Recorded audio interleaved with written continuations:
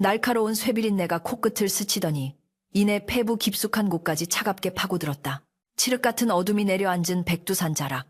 무릎까지 쌓인 눈밭 위에는 선명한 핏자국이 길게 이어져 있었는데 그것은 짐승의 것이라기엔 너무나 붉고 사람의 것이라기엔 지나치게 처참하게 흩뿌려져 있었다.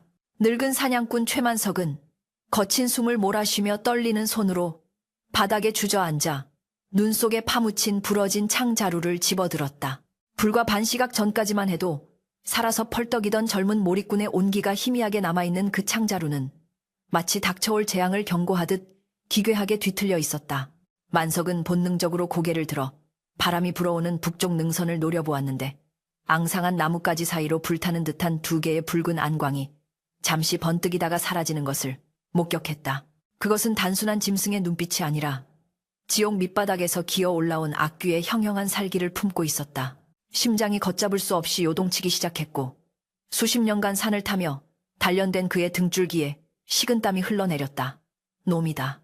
놈이 기어코 다시 내려왔어. 만석의 입술 사이로 터져나온 신음은 공포라기보다는 차라리 절망에 가까운 탄식이었다. 그날 밤의 참극은 예고도 없이 소리도 없이 찾아왔었다. 마을 어귀를 지키던 사냥개들이 짖을 새도 없이 목이 꺾여 나갔고 외양간의 소들은 비명 한 번 지르지 못한 채 배가 갈려 내장이 쏟아졌다. 마을 사람들은 놈을 애꾸눈이라 불렀는데 왼쪽 눈에 깊은 칼자국이 있어 붙여진 이름이었으나 그 누구도 놈의 온전한 모습을 똑바로 보고 살아남은 자가 없었다. 만석은 덜덜 떨리는 손으로 피 묻은 눈을 움켜쥐며 10년 전 자신이 쏘았던 탄환이 빗나갔던 그날의 기억을 떠올렸다. 당시 조선 팔도에서 제일 가는 차코갑사라 불리던 그였지만 그날의 실수로 아들을 잃었고 며느리마저 충격으로 세상을 등지게 만들었다. 그 죄책감은 쇠사슬처럼 그의 발목을 받자매어 스스로 총을 꺾고 산 아래 작은 초가에서 늙은이로 살아가게 만들었던 것이다. 하지만 운명이라는 놈은 잔인하게도 그를 가만두지 않고 다시금 피비린내 나는 전장으로 그를 끌어내고 있었다. 눈보라가 거세지며 시야를 가렸지만 만석은 본능적으로 놈이 아직 멀리 가지 않았음을 감지했다. 놈은 사냥을 하러 온 것이 아니라 마치 자신을 조롱하듯 혹은 잊혀진 약속을 지키라는 듯이 마을 주위를 맴돌고 있었다. 마을 청년들이 횃불을 들고 우왕좌왕하며 몰려나왔을 때 만석은 이미 놈의 발자국을 쫓아 숲의 입구까지 걸어가고 있었다. 어르신 위험합니다. 지금 들어가시면 개죽음입니다. 젊은 촌장 박씨가 다급하게 만석의 옷자락을 붙잡으며 소리쳤으나 만석은 그저 묵묵히 숲의 어둠을 응시할 뿐이었다. 그의 눈앞에는 갈기갈기 찢겨나간 가축들이 아니라 공포에 질려 오들오들 떨고 있을 어린 손자 칠복이의 얼굴이 아른거렸다. 놈은 알고 있었다. 이 늙은 사냥꾼의 유일한 약점이 무엇인지, 어디를 건드려야 잠자던 호랑이를 다시 깨울 수 있는지 놈은 영물답게 정확히 꿰뚫고 있었던 것이다. 새벽녘이 되어서야 마을은 겨우 안정을 되찾았으나 공기 중에는 여전히 무겁고 끈적한 공포가 떠다니고 있었다. 만석은 잠든 칠복이의 머리맡에 앉아 아이의 고른 숨소리를 들으며 밤을 지새웠다. 아이의 얼굴은 죽은 아비의 어릴 적 모습을 꼭 빼닮아 있어 볼 때마다 가슴 한구석이 아려오는 듯한 통증을 느끼곤 했다. 칠복이가 뒤척이며 잠꼬대로 할아버지를 찾자 만석은 거칠고 투박한 손으로 아이의 이마를 쓸어주며 나직이 중얼거렸다. 미안하다. 내 업보가 너무 깊어. 너에게까지 화가 미치는구나. 그는 자리에서 일어나 벽장 깊숙한 곳, 낡은 괴짝이 놓인 곳으로 발걸음을 옮겼다. 먼지가 수북하게 쌓인 괴짝 위로 희미한 달빛이 내려앉아 마치 오래된 무덤처럼 스산한 기운을 풍기고 있었다. 만석이 떨리는 손으로 괴짝의 뚜껑을 열자 기름 먹인 종이에 겹겹이 쌓인 물건이 모습을 드러냈다. 10년이라는 세월 동안 빛을 보지 못했음에도 불구하고 그가 꺼내든 화승총은 여전히 서늘하고 묵직한 위용을 자랑하고 있었다. 총열에는 수많은 짐승의 피와 땀이 배어 검게 변색되어 있었고 개머리판에는 그가 잡은 호랑이의 숫자가 빗금으로 새겨져 있었다. 그는 마른 천으로 총신을 닦아내며 잊고 지냈던 감각을 하나둘씩 일깨웠다. 화약 냄새, 총의 무게중심, 방아쇠의 압력, 그리고 격발 순간의 그 짜릿한 전율까지. 그것은 사냥꾼의 피 속에 잠재되어 있던 본능이었으며 평생을 산군과 싸워온 자만이 가질 수 있는 서글픈 숙명이었다. 날이 밝자마자 마을 회관에는 사람들이 구름처럼 몰려들었다. 관아에서 파견된 포졸들은 겁에 질려 아무런 대책도 내놓지 못하고 있었고 주민들은 당장이라도 짐을 싸서 도망쳐야 한다며 아우성을 치고 있었다. 그때 회관의 낡은 문이 삐걱거리며 열리고 만석이 모습을 드러내자 좌중은 찬물을 끼얹은 듯 조용해졌다. 그의 어깨에는 10년 만에 다시 세상 밖으로 나온 낡은 화승총이 걸려 있었고 허리춤에는 녹이 슬지 않은 예리한 사냥칼이 매달려 있었다. 그의 눈빛은 더 이상 산속에 응거하던 힘없는 노인의 것이 아니었다. 그것은 먹잇감을 노려보는 맹수의 눈빛이었으며 생과 사의 경계를 수없이 넘나든 자만이 가질 수 있는 서늘한 기백이 서려 있었다. 내가 잡겠네. 만석의 낮지만 단호한 목소리가 회관 안을 울렸다. 사람들은 서로의 얼굴을 쳐다보며 수군거렸지만 누구 하나 선뜻 나서서 말리는 이는 없었다. 그들도 알고 있었기 때문이다. 이 마을에서, 아니 이 산골짜기 전체에서 그 흉포한 애꾸눈을 상대할 수 있는 사람은 오직 최만석 조선 최고의 착호갑사였던 그뿐이라는 사실을 말이다. 촌장 박씨가 주저하며 입을 열었다. 하지만 어르신 연세도 있으시고 놈은 보통 놈이 아닙니다. 관아의 지원을 요청해서 포수들을 더 모으는 게. 만석은 고개를 저으며 촌장의 말을 잘랐다. 놈은 기다려주지 않아. 그리고 놈이 원하는 건 다른 누구도 아닌 바로 내 목숨이야. 결자해지라 했으니 내 손으로 시작한 일, 내 손으로 끝을 맺어야지. 그날 오후 만석은 홀로 산을 오르기 시작했다. 눈은 무릎까지 쌓여 걸음을 옮기기조차 힘들었지만 그는 마치 평지를 걷듯 익숙하게 숲속으로 스며들었다. 그는 놈이 남긴 흔적을 쫓지 않았다. 대신 놈이 다닐 만한 길목놈이 숨을 만한 은신처, 놈이 사냥감을 노릴 만한 매복지를 머릿속에 그리며 산세 전체를 읽어내려갔다. 호랑이는 영물이라 사람의 마음을 읽는다고 했다. 만석은 자신의 살기를 철저히 숨긴 채 그저 나무처럼 바위처럼 자연의 일부가 되어 움직였다. 바람의 방향이 바뀌자 그는 걸음을 멈추고 젖은 손가락을 들어 허공에 대어 보았다. 미세하게 풍겨오는 비릿한 냄새. 그것은 피냄새와는 다른 짐승 특유의 누린내였다. 놈이 가까이 와 있었다. 해가 서산으로 넘어가고 숲속에 푸르스름한 어둠이 깔릴 무렵 만석은 거대한 바위 뒤에 몸을 숨기고 숨을 죽였다. 저만치 아래 계곡물이 얼어붙은 빙판 위로 거대한 그림자 하나가 어슬렁거리며 나타났다. 집채만 한 덩치, 등줄기를 따라 흐르는 검은 줄무늬, 그리고 달빛을 받아 번뜩이는 외눈박이 눈동자, 애꾸눈이었다.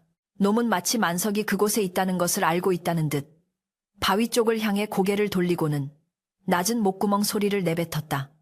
크르르릉. 그 소리는 계곡을 타고 올라와 만석의 고막을 진동시켰고 뱃속 깊은 곳에서부터 뜨거운 무언가가 치밀어 오르게 만들었다. 놈은 도망치지 않았다. 오히려 꼬리를 천천히 흔들며 만석을 도발하고 있었다. 만석은 총을 들어 가늠자의 눈을 맞췄다. 심장이 터질 듯이 뛰었지만 총을 쥔 손은 바위처럼 흔들림이 없었다. 사정거리는 150보, 화승총으로는 명중시키기 힘든 거리였지만 만석에게는 충분했다. 그는 천천히 호흡을 조절하며 방아쇠에 검지를 걸었다.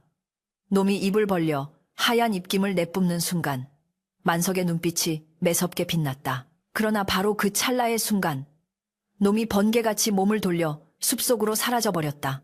방아쇠를 당기기도 전에 벌어진 일이었다. 만석은 허탈함에 총을 내리려 했으나 이내 등 뒤에서 들려오는 바스락거리는 소리에 온몸의 털이 곤두서는 것을 느꼈다. 놈은 사라진 것이 아니었다. 바람을 타고 소리를 죽여 어느새 만석의 뒤를 잡으러 우회한 것이었다. 영악한 놈. 만석은 급히 몸을 돌려 나무 등걸에 등을 기댔다.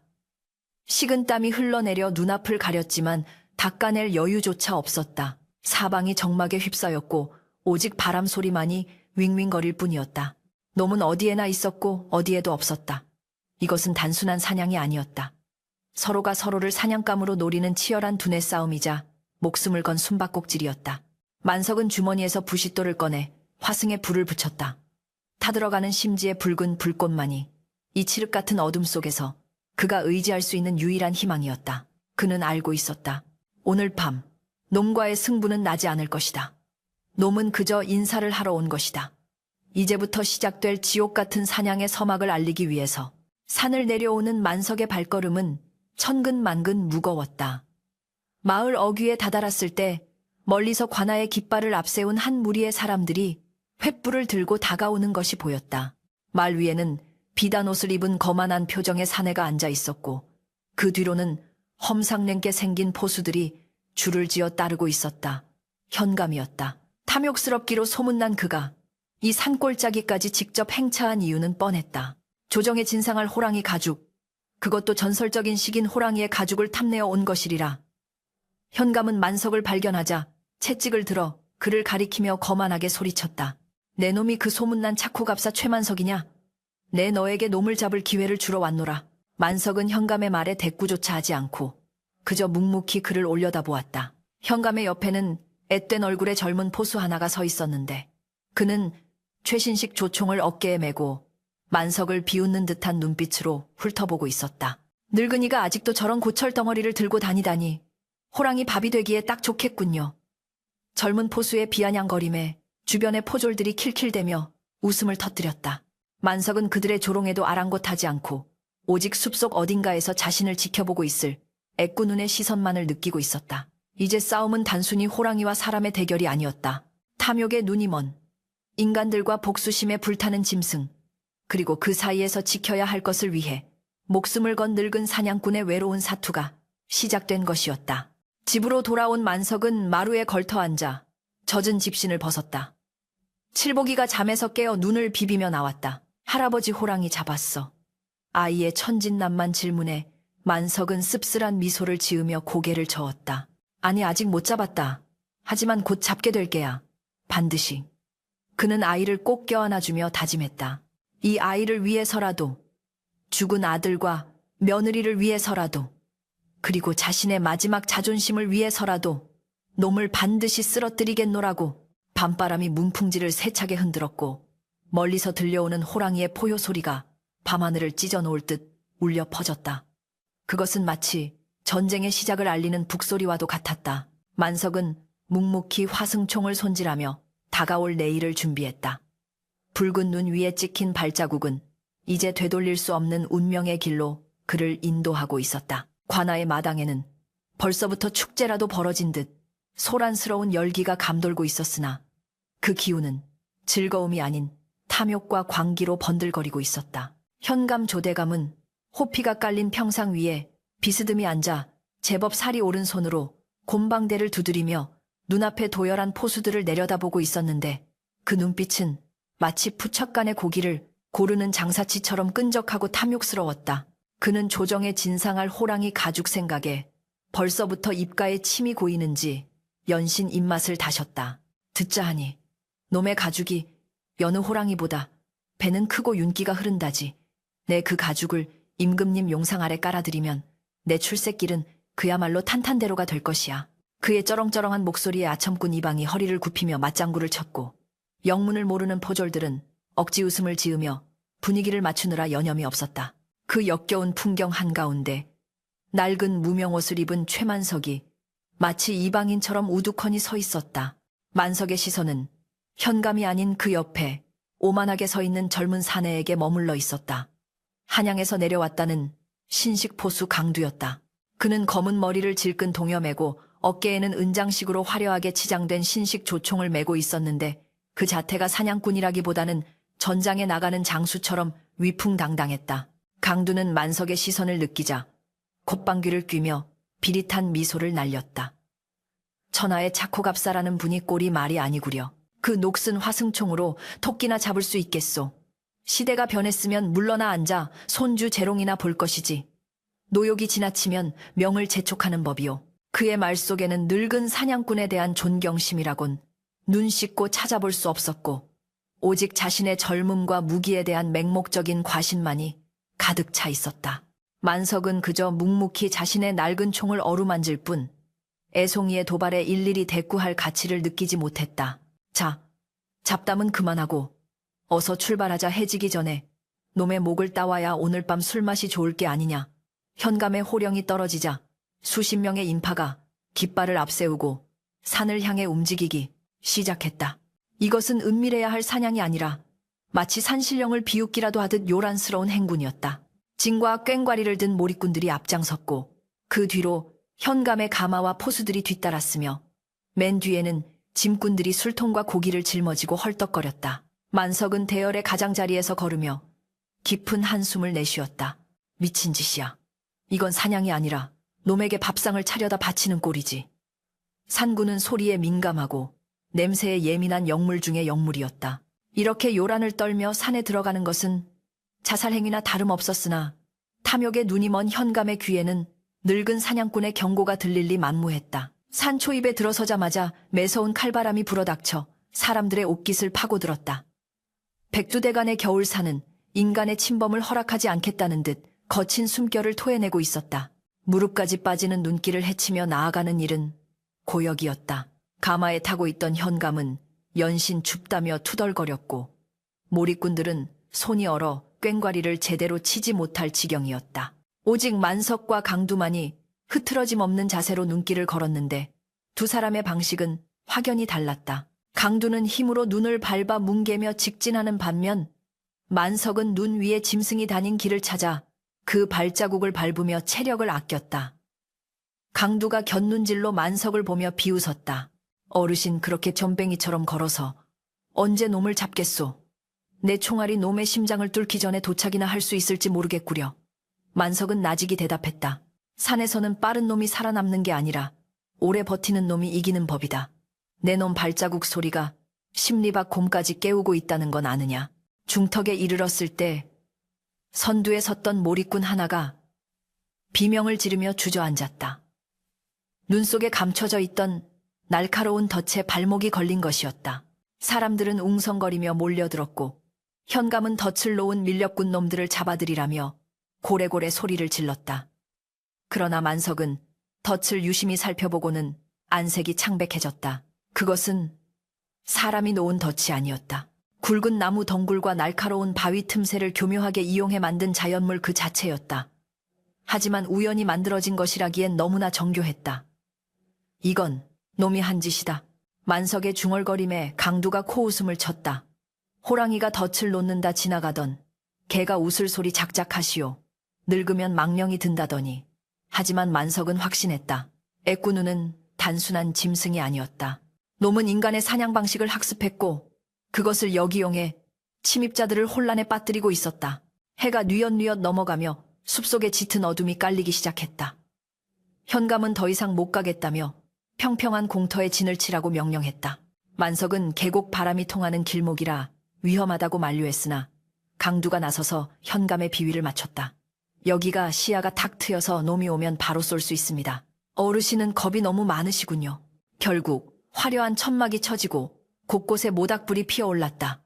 병사들은 추위를 잊으려 술판을 벌였고 고기 굽는 냄새가 진동했다. 만석은 그 광경을 참담한 심정으로 지켜보다가 홀로 떨어진 바위 뒤편 어둠 속에 몸을 숨겼다. 불빛은 어둠 속에서 표적이 되기 십상이었고 술 냄새와 고기 냄새는 굶주린 맹수를 초대하는 초대장이나 다름없었다.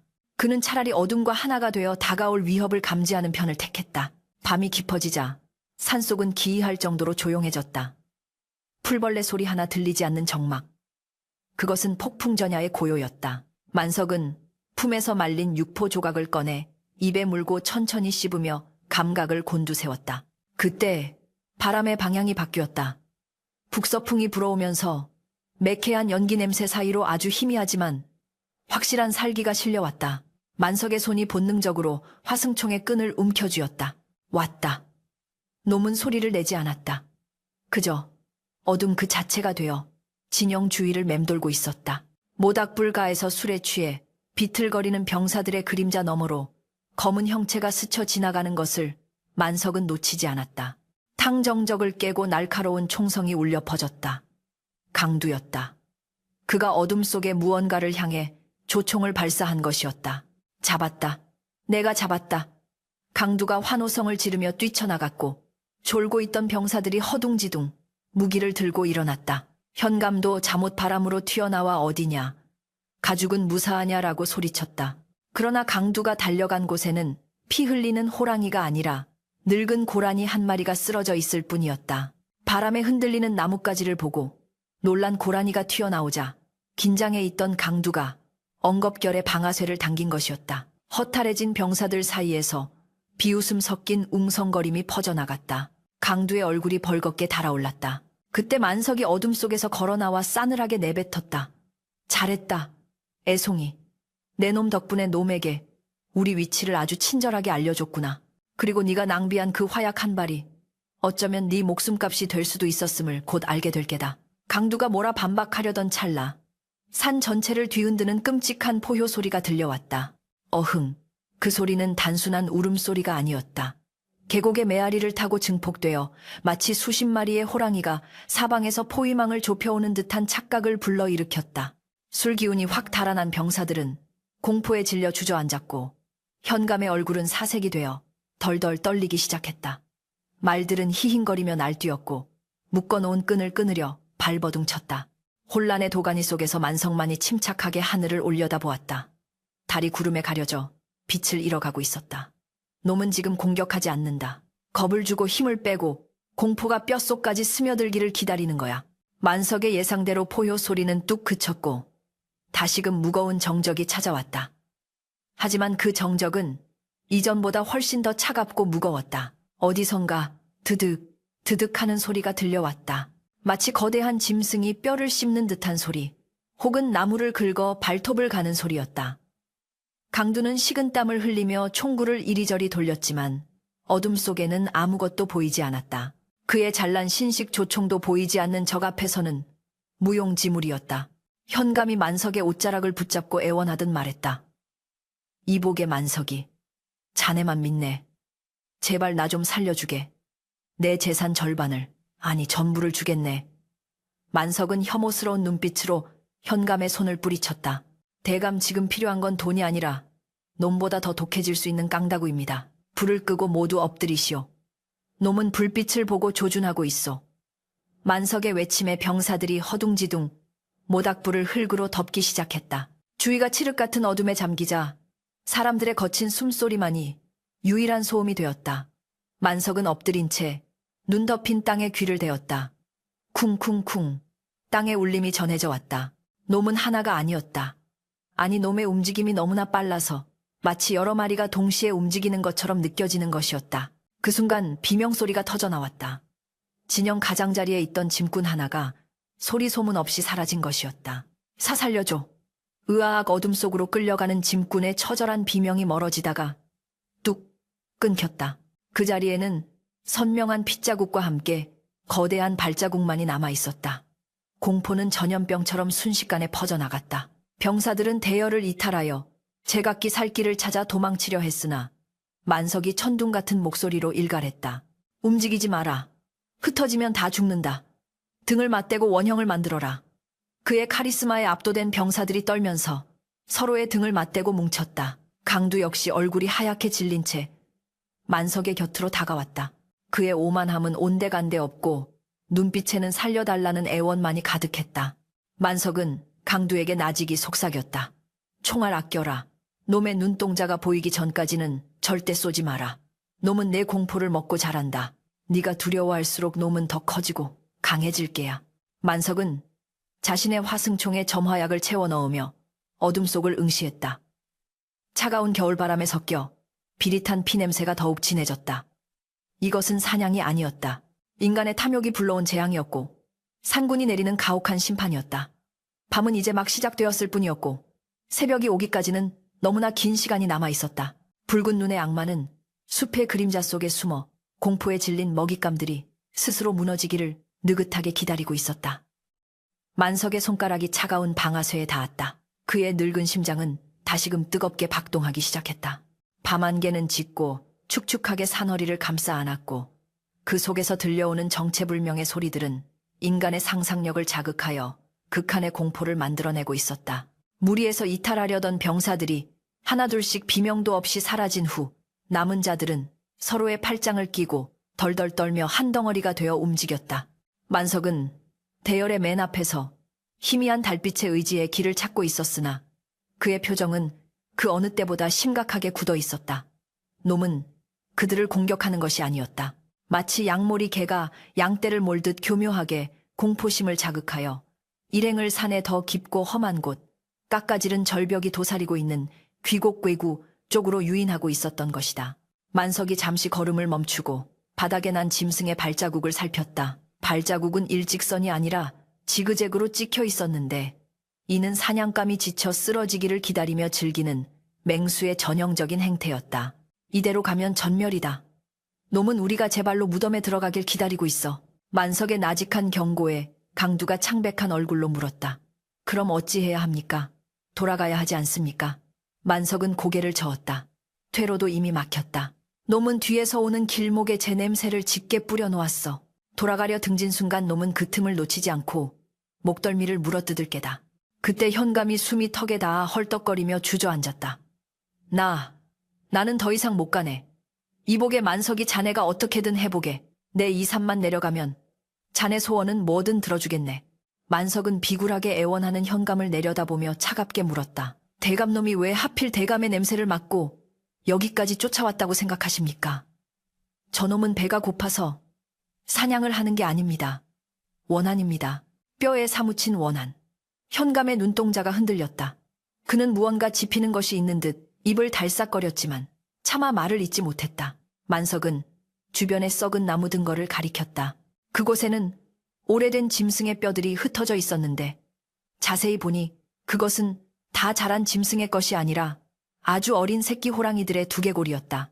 만석이 뼈 하나를 집어들고 흙을 털어내자 두개골에는 인위적으로 부서진 흔적과 녹슨 화살촉이 박혀 있었다. 이곳은 놈의 둥지였습니다. 그것도 아주 오래전 놈이 가정을 꾸리고 새끼를 기르던 보금자리였지요. 만석의 추궁에 현감은 사색이 되어 고개를 떨구었다. 3년 전 현감은 호랑이 태아와 어린 새끼를 고아 만든 약이 정력에 좋다는 속설을 듣고 사냥꾼들을 풀어 이 일대의 호랑이 굴을 뒤지게 했었다. 그때 어미가 사냥을 나간 사이 새끼 3마리를 산채로 잡아가죽을 벗기고 솥에 삶아 먹었던 기억이 주마등처럼 스쳐 지나갔다. 그때 늦게 돌아온 어미 호랑이가 덫에 걸려 한쪽 눈을 잃으면서도 필사적으로 저항하다 도망쳤다는 보고를 받았었는데 바로 그 어미가 지금의 애꾸눈이 되어 돌아온 것이었다. 만석은 현감의 반응을 보고 모든 것을 짐작했다. 인간의 탐욕이 짐승을 악귀로 만들었군요. 놈은 지금 제 새끼들이 죽어간 그 길을 따라 우리를 끌고 가고 있는 겁니다. 똑같이 갚아주기 위해서. 만석의 목소리에는 분노와 연민이 뒤섞여 있었다. 주변의 병사들과 강두는 경악을 금치 못하며 현감을 쳐다보았고 현감은 죄책감과 공포에 짓눌려 아무 말도 하지 못했다. 그 순간 바람이 멈추고 숲 전체가 숨을 죽였다. 만석의 등줄기에 소름이 돋았다. 온다. 그의 외침과 동시에 어둠 속에서 거대한 검은 그림자가 튀어나왔다. 애꾸눈이었다. 놈은 이번에는 소리도 없이 바람처럼 빠르게 현감이 있는 쪽으로 쇄도했다. 병사들은 혼비백산하여 흩어졌고 강두는 당황하여 조총을 들어 올렸으나 손이 너무 떨려 조준조차 할 수 없었다. 놈의 목표는 명확했다. 다른 먹잇감은 거들떠보지도 않고 오직 자신의 새끼를 죽인 원흉 조대감을 향해 질주했다. 현감은 비명조차 지르지 못하고 뒷걸음질 치다 나무 뿌리에 걸려 넘어졌다. 놈이 앞발을 들어 올려 현감의 가슴을 내리치려는 절체절명의 순간 만석이 몸을 날려 현감을 밀어내고 놈의 앞을 가로막았다. 그 악놈의 발톱이 만석의 어깨를 스치고 지나가며 두꺼운 무명옷을 찢고 살점을 파고들었다. 만석은 고통을 참으며 화승총의 개머리판으로 놈의 주둥이를 후려쳤다. 둔탁한 타격음과 함께 놈이 잠시 주춤한 사이 만석은 품에서 화약 주머니를 꺼내 불붙은 심지를 꽂아 놈의 눈앞에 던졌다. 엎드려 쾅 하는 굉음과 함께 붉은 화염이 솟구쳤고 매캐한 연기가 사방으로 퍼졌다. 갑작스러운 폭발과 불빛에 놀란 애꾸눈은 비틀거리며 뒤로 물러났다. 놈은 한쪽 눈밖에 없었기에 시야가 좁았고 갑작스러운 섬광에 더욱 취약했다. 만석은 그 틈을 타서 멍하니 서 있는 강두의 멱살을 잡고 바위 뒤로 끌고 들어갔다. 정신 차려라. 내 놈 총은 장식품이냐? 강두는 그제야 정신이 든 듯 덜덜 떨며 만석을 바라보았다. 그의 눈에는 늙은 사냥꾼에 대한 경멸 대신 경외심과 부끄러움이 가득 차올랐다. 방금 전 만석의 움직임은 늙은이의 것이 아니었다. 그것은 수십 년간 사선을 넘나든 투사의 본능적인 몸놀림이었다. 연기가 거치자 놈은 다시 숲속으로 사라지고 없었다. 하지만 이번에는 물러난 것이 아니라 더 유리한 위치를 선점하기 위해 잠시 숨을 고르는 것임을 만석은 알고 있었다. 만석은 찢어진 어깨 상처를 대충 헝겊으로 동여매며 거친 숨을 몰아쉬었다. 피가 배어나와 옷을 적셨지만 그는 신음소리 한 번 내지 않았다. 강두가 떨리는 손으로 상처를 지혈하려 하자 만석이 그의 손을 잡으며 말했다. 내 상처는 중요치 않다. 놈은 이제 흥분해서 앞뒤 가리지 않을 게야. 그게 놈의 약점이지만 동시에 우리가 가장 위험한 순간이기도 하다. 만석은 바닥에 떨어진 강두의 조총을 집어들어 흙을 털어내고 그에게 건네주었다. 내 놈의 그 신식총 위력은 좋으나 장전 시간이 너무 길어. 내가 놈의 시선을 끄는 동안 네가 놈의 심장을 노려라. 기회는 딱 한 번뿐이다. 강두는 총을 받아들며 물었다. 왜 저 같은 놈을 구하셨습니까? 아까 제가 어르신을 모욕하지 않았습니까? 만석은 씁쓸하게 웃으며 대답했다. 산에 들어오면 모두가 동료다. 네가 죽으면 나도 죽고 내가 살아야 너도 산다. 그리고 너에게서 내 죽은 아들의 모습이 보였기 때문이다. 그 아이도 너처럼 겁없이 산을 타다가 그렇게 갔지. 강두의 눈시울이 붉어졌다. 그는 자신의 오만함이 얼마나 부질없는 것이었는지, 그리고 눈앞에 이 늙은 사냥꾼이 얼마나 거대한 산 같은 존재인지 깨달았다. 그는 무릎을 꿇고 만석에게 머리를 조아렸다. 스승님, 제가 어리석었습니다. 제 목숨을 걸고 스승님의 지시를 따르겠습니다. 한편 구사일생으로 목숨을 건진 현감은 나무 뒤에 숨어 벌벌 떨고 있었다. 그는 이제 탐욕 따위는 잊어버린 지 오래였다. 오직 살아서 이 지옥 같은 산을 빠져나가고 싶은 생각뿐이었다. 만석은 남은 병사들을 불러 모아 지시를 내렸다. 우리는 귀곡의 좁은 협곡으로 들어간다. 그곳은 놈의 둥지로 가는 길목이자 놈이 우리를 몰아넣으려 했던 곳이지. 하지만 역으로 생각하면 그곳만큼 방어하기 좋은 곳도 없다. 놈이 들어올 수 있는 입구는 하나뿐이니까. 그것은 도박이었다. 호랑이의 아가리 속으로. 제 발로 들어가는 격이었지만 넓은 숲에서 각계격파를 당하느니 좁은 곳에서 화력을 집중하는 것이 유일한 승산이었다. 일행은 만석의 지휘 아래 일사불란하게 움직이기 시작했다. 강두는 선두에서, 만석은 후미에서 경계를 섰고 병사들은 부상당한 동료와 넋이 나간 현감을 부축해 이동했다. 협곡으로 들어가는 길은 가파르고 험난했다. 날카로운 바위들이 발을 찔렀고 위태로운 절벽 아래로는 검푸른 강물이 소용돌이치고 있었다. 만석은 걸음을 옮길 때마다 어깨에 통증이 밀려왔지만 정신력으로 버텨냈다. 그는 바람에 실려오는 놈의 냄새를 맡으며 놈과의 거리를 가늠했다. 놈은 바짝 뒤쫓고 있었다. 놈의 거친 숨소리가 들리는 듯했고 등 뒤를 찌르는 듯한 살기가 점점 더 강해졌다. 마침내 일행은 협곡 안쪽 삼면이 절벽으로 막힌 막다른 공터에 도착했다. 이곳은 만석의 예상대로 방어하기엔 최적이었으나 동시에 퇴로가 없는 배수진이었다. 만석은 병사들에게 횃불을 둥그렇게 피우게 하고 가장 안쪽에 현감을 배치했다. 그리고 자신과 강두는 입구를 향해 나란히 섰다. 놈은 참을성이 바닥났어. 곧 들이닥칠 게다. 만석은 자신의 낡은 화승총에 마지막 남은 화약을 털어넣고 총알을 다지며 주문을 외우듯 중얼거렸다. 강두 역시 조총의 심지에 불을 붙이고 식은땀이 흐르는 손으로 총신을 꽉 쥐었다. 두 사냥꾼의 호흡이 하나로 맞춰지는 순간 협곡 입구의 어둠이 일렁이며 두 개의 붉은 눈이 다시금 모습을 드러냈다. 이번에 놈은 숨지 않았다. 당당하게 그리고 오만하게 모습을 드러낸 애꾸눈은 달빛 아래서 거대한 몸집을 부풀리며 포효했다. 어흥! 그 소리는 협곡의 암벽에 부딪혀 천둥처럼 울려 퍼졌고 하늘의 달마저 두려움에 떨게 만들었다. 놈은 알고 있었다. 이제 더 이상 도망칠 곳도 숨을 곳도 없는 인간들과의 마지막 정면 승부가 남았음을. 그리고 만석 또한 알고 있었다. 이 싸움은 단순히 짐승을 잡는 것이 아니라 인간의 업보를 씻어내고 잃어버린 존엄을 되찾는 성스러운 의식임을. 늙은 사냥꾼과 젊은 포수, 그리고 복수에 미친 호랑이는 서로를 노려보며 다가올 최후의 순간을 기다리고 있었다. 차가운 겨울바람이 협곡을 휘몰아치며 새 존재의 운명을 가를 결전의 시작을 알렸다. 절벽 위로 떠오른 하얀 달은 차갑다 못해 서늘한 기운을 내뿜으며 협곡의 바닥을 비추고 있었고 그 창백한 빛 아래 대치하고 있는 인간과 짐승의 그림자는 기괴하게 일렁거렸다. 협곡 안에는 숨 막히는 침묵만이 감돌았는데 이는 세상의 모든 소리가 죽어버린 듯한 혹은 폭풍이 몰아치기 직전의 절대적인 고요였다. 만석은 화승총의 멜빵을 어깨에 단단히 고정하며 놈의 붉은 눈동자를 응시했다. 놈은 당장이라도 달려들 기세였으나 영물답게 만석과 강두가 들고 있는 총구의 위험성을 본능적으로 감지하고 신중하게 거리를 재고 있었다. 놈의 입에서 흘러나오는 하얀 입김이 밤공기 속에 흩어졌고 그 사이로 드러난 날카로운 송곳니는 달빛을 받아 섬뜩한 흉기처럼 번뜩였다. 만석의 등줄기로 식은땀 한 방울이 흘러내렸으나 그는 미동조차 하지 않았다.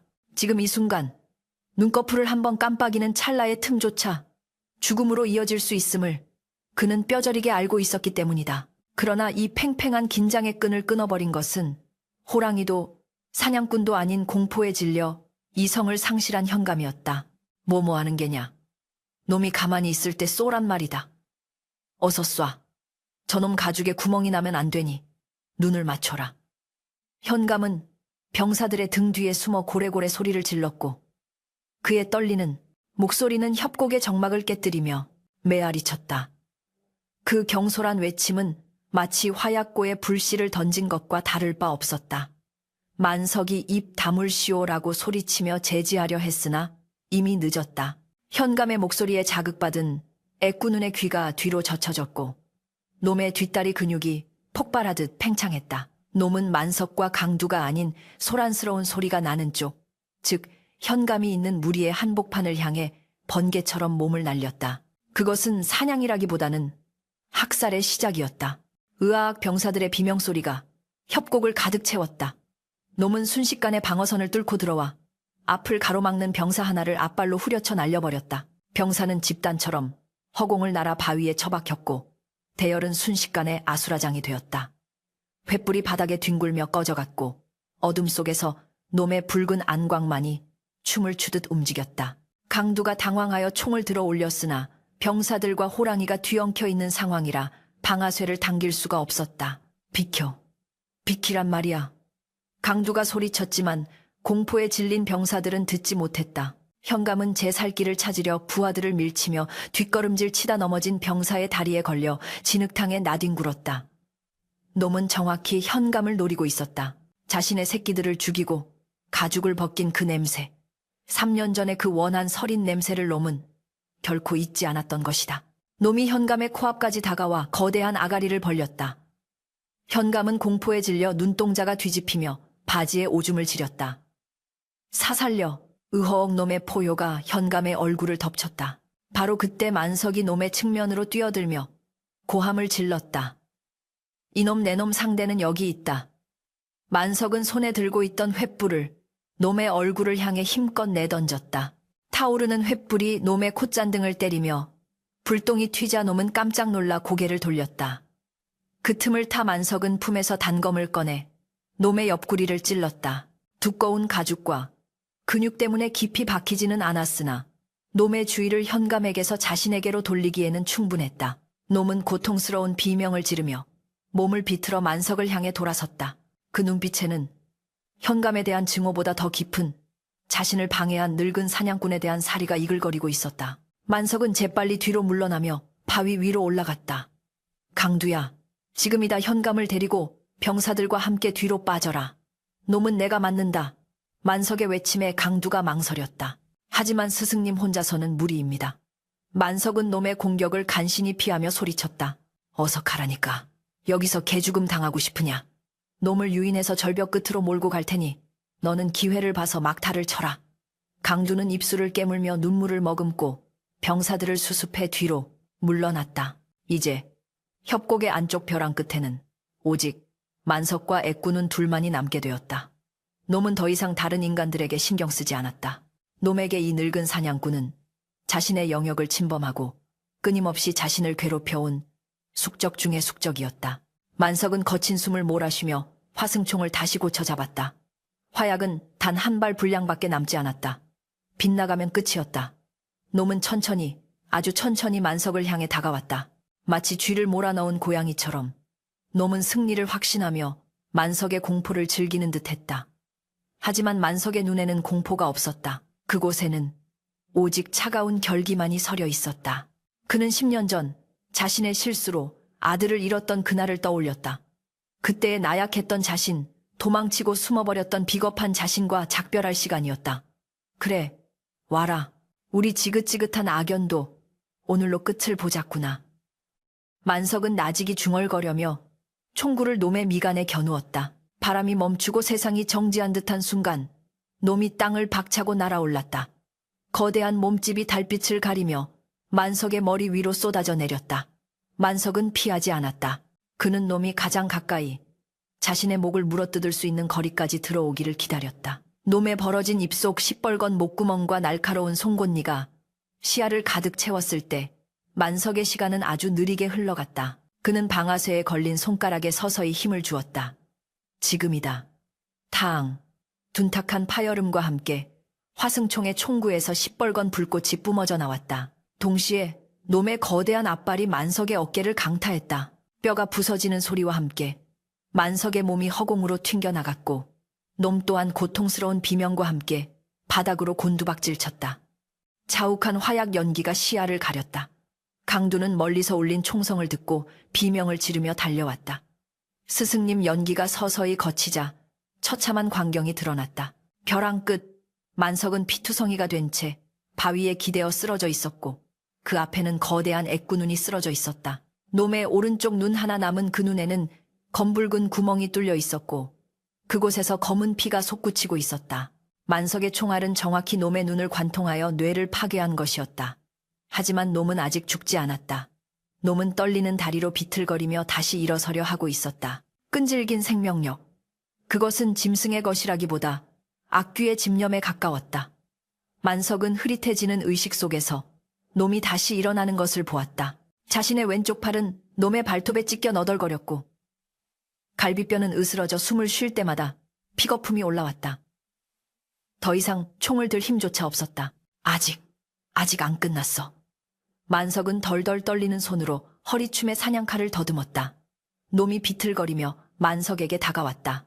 놈도 치명상을 입어 눈앞이 보이지 않는 듯 허공에 앞발을 휘저었으나 놈의 코는 정확히 만석의 피냄새를 쫓고 있었다. 놈이 마지막 힘을 짜내어 만석의 목을 향해 입을 벌리는 순간 강두가 뛰쳐나왔다. 안 돼. 강두는 자신의 조총을 놈의 입안에 쳐박고 그대로 방아쇠를 당겼다. 쾅 하는 소리와 함께 놈의 머리가 뒤로 젖혀졌고 거대한 몸뚱이는 균형을 잃고 비틀거리다. 뒤편의 천길 낭떠러지로 떨어질 듯 기울어졌다. 그러나 놈은 떨어지지 않으려 앞발로 벼랑 끝에 바위를 움켜쥐고 버텼다. 놈의 발톱이 바위를 긁으며 소름 끼치는 소리를 냈다. 만석은 마지막 남은 힘을 쥐어짜 비틀거리며 일어났다. 그리고 강두를 밀치고 앞으로 나아가 벼랑 끝에 매달려 있는 놈과 마주했다. 놈의 눈은 터져서 보이지 않았지만 놈은 만석이 앞에 있다는 것을 알고 있는 듯했다. 가자. 나와 함께.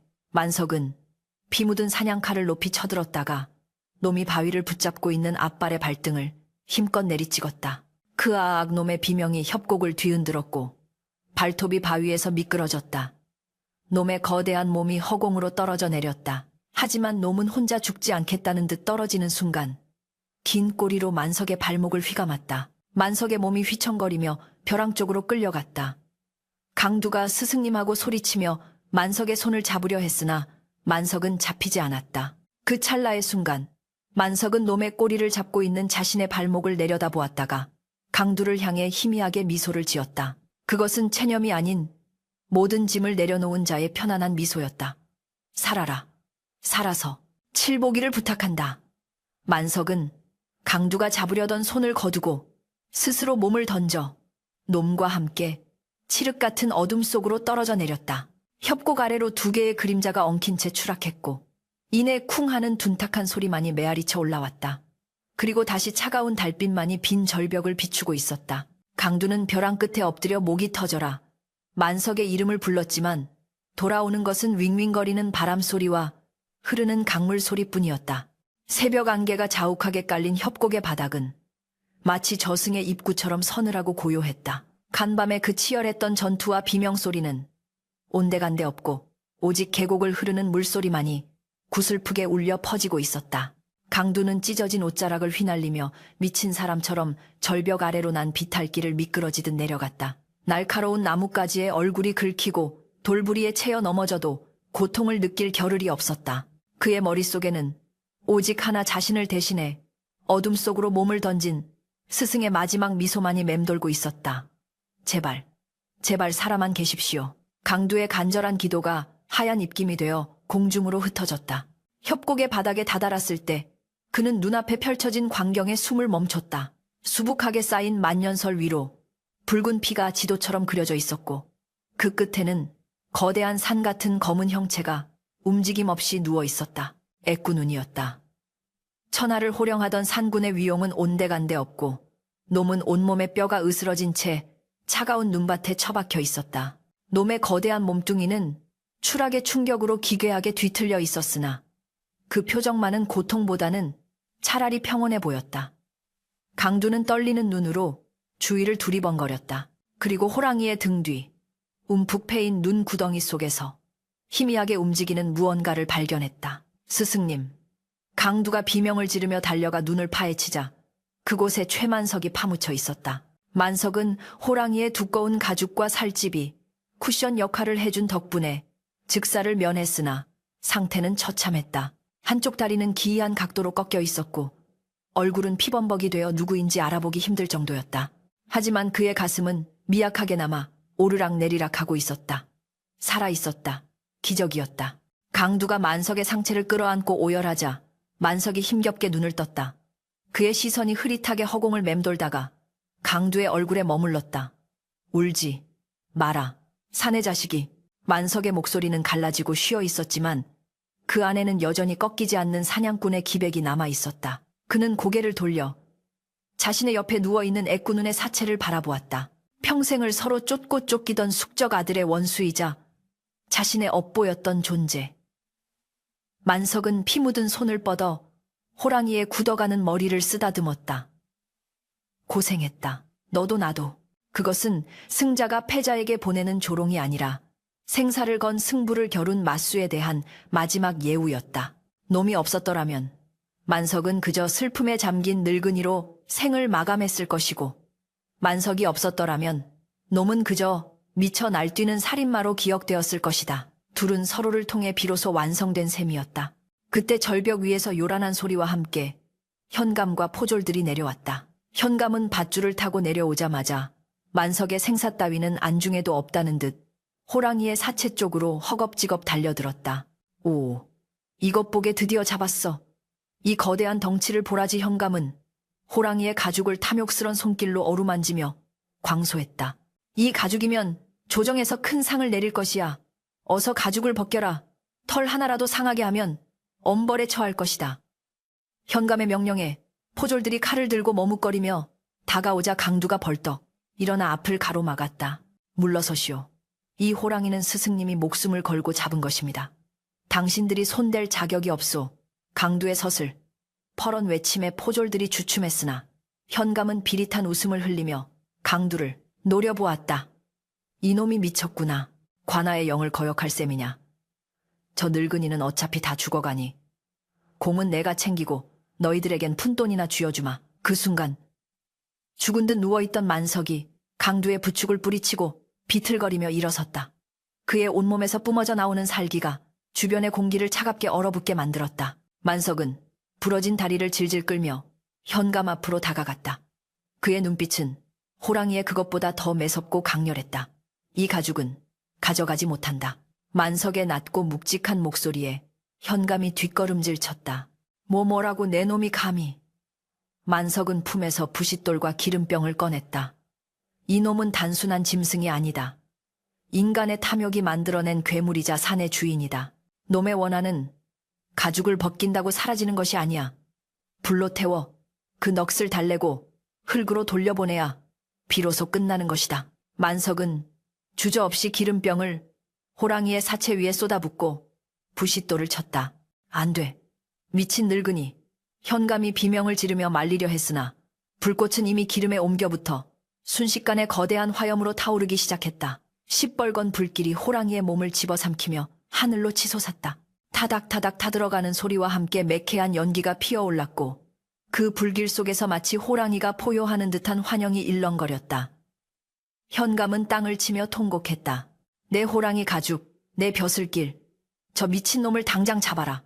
그러나 포졸들 중 누구도 움직이지 않았다. 그들은 만석의 숭고한 결단과 불타오르는 호랑이 앞에서 압도되어 고개를 숙일 뿐이었다. 만석은 불길을 등지고 서서 현감을 내려다보며 말했다. 가져가려거든. 이 죄라도 가져가시오. 하지만 명심하시오. 산군은 죽어서도 보고 있다는 것을. 그 탐욕이 언젠가 대감의 목을 조를 것이오. 현감은 만석의 서슬에 질려 주저앉았고 결국 분을 이기지 못하고 도망치듯 협곡을 빠져나갔다. 계절이 바뀌어 산골짜기에는 따스한 봄바람이 불어왔다. 얼음이 녹은 계곡물은 경쾌한 소리를 내며 흘렀고 앙상했던 나뭇가지에는 연두빛 새순이 돋아났다. 만석의 초가집 마당. 평상에는 지팡이에 의지한 만석이 앉아 따사로운 햇살을 쬐고 있었다. 다리는 비록 절개되었지만 그의 얼굴에는 예전의 그늘진 기색 대신 온화한 평화가 깃들어 있었다.